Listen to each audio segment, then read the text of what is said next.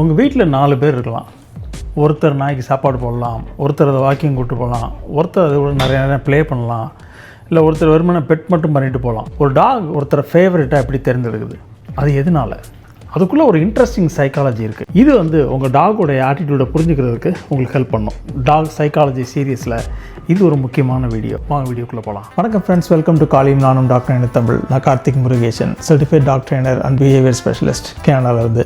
நான் ஒரு ஃபிசியோதெரபிஸ்ட்டும் கூட. ஃபிசியோதெரப்பி என்னுடைய ப்ரொஃபஷன், டாக் ட்ரைனிங் என்னுடைய பேஷன். என்னுடைய இன்னொரு சேனல் தமிழன் ஃபிசியோ, அதில் ஃபிசியோதெரப்பி சம்மந்தப்பட்ட உங்களுடைய பல கேள்விகளுக்கு விடையளிக்கிற வீடியோஸ் அதில் இருக்குது. அதையும் பார்த்து நீங்கள் பயன்பெறலாம். சில பேர் நினைப்பாங்க, இவங்க தான் சாப்பாடு போடுறாங்க, அதனால் அவங்க கூட மட்டும் அட்டாச்சாக இருக்குது. ஃபுட் ஒரு பவர்ஃபுல் ரீஇன்ஃபோர்ஸர். ஃபுட் ஒரு குட் ஸ்டார்டர், அதாவது உணவு. நீங்கள் ட்ரீட்டாக கொடுக்குறது, நீங்கள் சொல்லலாம், நம்ம ஸ்ட்ரீட்டில் ஒரு தெருவில் ஒரு டாகை பார்க்குறோம், ஏதாவது ஒன்று வாங்கி கொடுக்குறோம், அது நம்மளை ஃபாலோ பண்ணி கூடவே வருது அப்படின்னு. அப்போ நமக்கு அந்த ஃபுட் ஒரு மோட்டிவேட்டிங் ஃபேக்டராக இருக்குது. அதுக்கு பசி இருக்குது, இல்லைன்னா ஃபுட் டாக்கு பிடிக்குது. அப்போ நீங்கள் ஒரு சாப்பாடு கொடுக்கும்போது உங்களை ஃபாலோ பண்ணி வருது. அதே மாதிரி தான் உங்கள் வீட்டில் இருக்கிற டாகும் நீங்கள் சாப்பாடு கொடுக்குறீங்க, அது ஒரு ரீஇன்ஃபோர்ஸர்னு சொல்கிறது. ஒரு ட்ரைனிங்க்கோ இல்லை அதுக்கு பசிக்கும்போது உங்கள்கிட்ட உணவு கேட்குறதுக்கோ வருது. அது மட்டும் உங்களை ஃபேவரட் பர்சனாக சூஸ் பண்ணிடுமா அப்படின்னு கேட்டால் கிடையாது. ஃபீடிங் முக்கியம், ரிலேஷன்ஷிப்பில் ஒரு பகுதி. ஆனால் ஃபீடிங் மட்டுமே நீங்கள் சாப்பாடு நீங்கள் தான் போடுறீங்கன்ற ஒரே காரணத்தை மட்டும் வச்சு நீங்கள் டாகுக்கு உங்கள் ஃபேவரட் பர்சனாக இருக்க முடியாது. அது ஒரு காரணமாக இருக்கலாமே தவிர அதுவே முழுமுதல் காரணம் கிடையாது. அடுத்தது, நான் தான் டாக் கூட அதிகமான டைம் வீட்டில் இருக்கேன். இப்போ வீட்டில் இருக்க ஒரு ஹவுஸ் ஒய்ஃப்னு வச்சுக்கோங்க, அவங்க கூட தான் டாக் ஃபுல்லாக இருக்குது. மற்றவங்க எல்லாம் வேலைக்கு போயிடுறாங்க, ஸ்கூலுக்கு போயிடுறாங்க. அது மட்டும் காரணமாக இருக்க முடியுமா? அது மட்டும் காரணமாகவும் இருக்க முடியாது. நீங்கள் சில நேரம் கவனிக்கலாம், நீங்கள் வீட்டில் அதிகமான டைம் ஸ்பெண்ட் பண்ணுவீங்க, நீங்கள் சாப்பாடு போடுவீங்க, எல்லாம் பண்ணுவீங்க. ஆனால் வீட்டில் ஒரு குறிப்பிட்ட ஆள் வந்த பிறகு அந்த டாக் அவங்கள மட்டுமே ஃபாலோ பண்ணும், அவங்க கூடவே போகும், அவங்க கூடவே இருக்கும். அப்போ அதிகமான டைம் ஸ்பெண்ட் பண்ணுறதை மட்டும் வச்சு அந்த டாக்கு ஃபேவரட் பர்சன் நீங்கள் அப்படிங்கிறதையும் சொல்ல முடியாது. இப்போ என்ன காரணங்கள் முக்கியமான காரணங்களாக இருக்கலாம்? ஃபஸ்ட்டு விஷயம் என்னது? ஒரு அனிமல் ஒரு மனுஷங்கிட்டேயோ இல்லை வேறு ஒரு பேக்கில் இருக்கிற இன்னொரு அனிமல்கிட்டேயோ எப்போ சேஃபாக உணருதோ அது ஒரு முக்கியமான ஸ்டார்டிங் பாயிண்ட். ஒரு வெளியில் ஒரு இடத்துக்கு போகும்போது இல்லை வெளியிலேருந்து ஏதாவது ஒரு தொந்தரவு வரும்போதோ குட்டியாக இருக்கிற டாக் அது உங்கள்கிட்ட பாதுகாப்பாக உணரும் போது அந்த பாண்ட் ஃபஸ்ட்டு ஸ்டார்ட் ஆகுது. அந்த ஃபேவரட் பர்சனை சூஸ் பண்ணுறது அதுலேருந்து ஸ்டார்ட் ஆகுது. நீங்கள் நினைக்கலாம், நாய் நம்மளை பாதுகாக்கிறதுக்கு தான் நம்ம நாய் வாங்குகிறோம், அது என்ன நீங்கள் புதுசாக நாயை நம்ம பாதுகாக்கிறதுன்னு சொல்கிறீங்க அப்படின்னு. அப்படி இல்லை. டாக்ஸ் மனுஷனை பாதுகாக்கிறது ஒரு குறிப்பிட்ட டைமில் மட்டும்தான். ஒரு மனுஷனுக்கு ஒரு பிரச்சனை வரும்போது மட்டும்தான். ஆனால் மனுஷன் டாகை பாதுகாக்கிறது ரொம்ப முக்கியம். அது எப்படின்னு கேட்குறீங்களா? நாய் குட்டியாக இருக்கும்போது நம்மளாக கொண்டு போய் டாகை வேறு 10 பேர்கிட்ட நீங்கள் இன்ட்ரடியூஸ் பண்ணுறீங்கன்னு வச்சுக்கோங்க. அவங்களா அந்த டாகை மிஸ் ஹேண்டில் பண்ணுறாங்கன்ற சென்ஸ், வேகமாக பிடிக்கிறாங்க, தூக்குறாங்க, இஷ்டத்துக்கு ஒரு டாய் மாதிரி ஹேண்டில் பண்ணுறாங்க. இதெல்லாம் பண்ணும்போது டாக் சில ஸ்ட்ரெஸ் சிக்னல்ஸ் காட்டும். அப்போ அந்த டாக் ஸ்ட்ரெஸ்ஃபுல் சிச்சுவேஷனை போடக்கூடாது. எப்படி நம்ம ஒரு குழந்தை வீட்டுக்கு யாராவது பார்க்க வந்தாங்க அப்படின்னா புதுசாக பார்க்கும்போது அது பின்னாடி அவங்க அம்மா பின்னாடி போய் ஒளிஞ்சிக்குது. அதே மாதிரி டாக் உங்களை தேடும். அப்போ நீங்கள் அந்த மாதிரி சிச்சுவேஷனில் டாகை போடக்கூடாது. அப்படி போடும்போது டாகை நீங்கள் என்ன சொல்கிறீங்க அப்படின்னா, நீ டெசிஷன் எடுத்துக்கோ, நீயே இதை டீல் பண்ண, இந்த பிரச்சனையை டீல் பண்ணுன்னு உங்கள்கிட்ட விட்டுட்டேன். அப்படிங்கும்போது டாக் இடையில என்ன செய்யும்? ஃபைட் ஆர் ஃப்ளைட் மோடுன்னு சொல்லுவாங்க.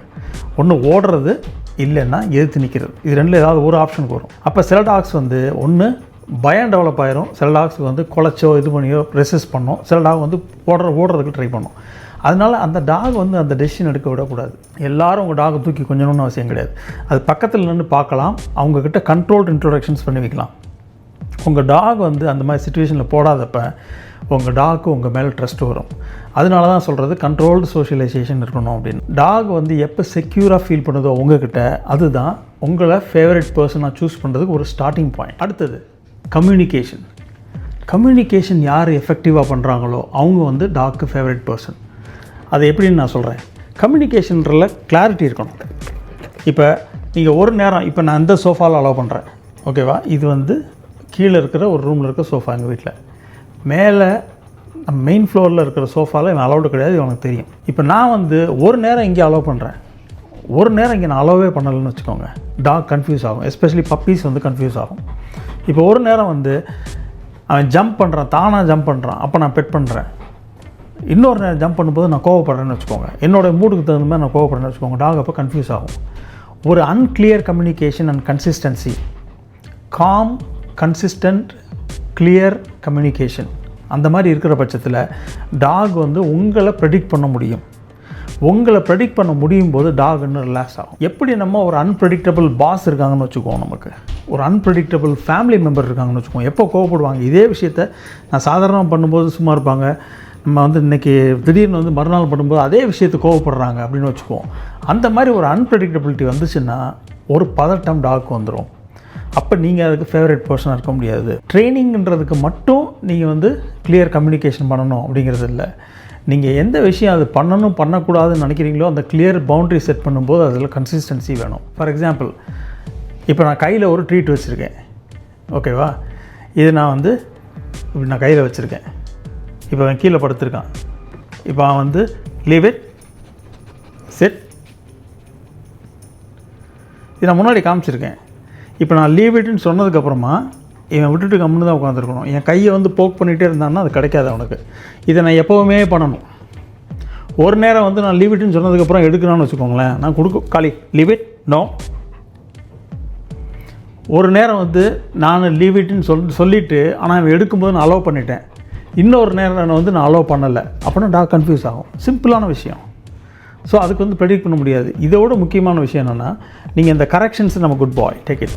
அது வந்து தப்பாக ஒரு விஷயம் பண்ணும்போது, இல்லை உங்களுக்கு பிடிக்காத ஒரு விஷயம் பண்ணும்போது அதை கன்சிஸ்டண்ட்டாக கரெக்ஷன் பண்ணணும். ஒரு நேரம் பண்ணி ஒரு நேரம் இன்கன்சிஸ்டண்ட்டாக இருக்கிறது டாக்கு ஒரு அன்ப்ரெடிக்டபிலிட்டியை உருவாக்கும். அந்த அன்ப்ரெடிக்டபிலிட்டி நீங்கள் ஒரு ரிலையபிள் லீடர் அப்படிங்கிற ஒரு ட்ரஸ்ட்டை ஸ்பாயில் பண்ணும். அப்போ நீங்கள் வந்து டாக்கு ஃபேவரட் பர்சனாக இருக்க மாட்டீங்க.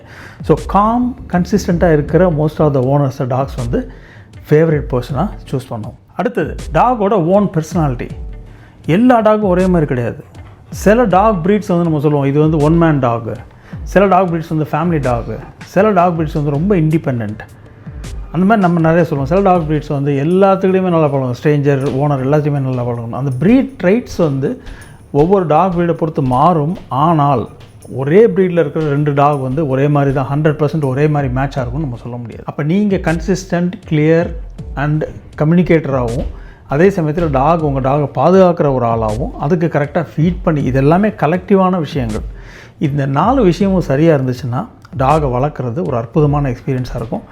டாகும் உங்களை லீடராக மதிக்கும். ட்ரைனிங் அப்படிங்கிறது one way of communicating with your dog. நீங்கள் என்ன பண்ண வைக்கணும்னு நினைக்கிறீங்களோ அதை பண்ண வைக்கிறது. அது வந்து ஒரு லைஃப் ஸ்டைல்.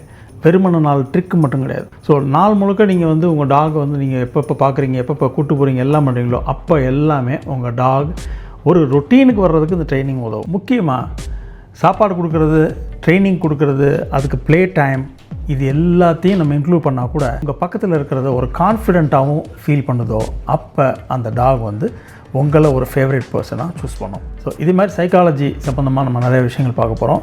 அல்டிமேட்லி இதில் டேக் அவே மெசேஜ் என்னென்னா, be a calm consistent leader to your dog. இதை பற்றி நம்ம நிறையா விஷயங்கள் வர வீடியோக்களில் பார்த்து தெரிஞ்சுக்க போகிறோம். உங்களுக்கு ஏதாவது கைடன்ஸ், ஹெல்ப் வேணும்னு நினச்சிங்கன்னா ஃப்ரீ வாட்ஸ்அப் கம்யூனிட்டியில் சேர்ந்து பயன்பெறலாம். லிங்க் டிஸ்கிரிப்ஷனில் இருக்குது. மீண்டும் ஒரு முக்கியமான தகவலோட கூடிய விரைவில் உங்களை சந்திக்கிறேன். அது வரைக்கும் உங்கள்கிட்ட விடைபெறுறது காளியும் நானும், doctor Tamil. Have a nice day guys.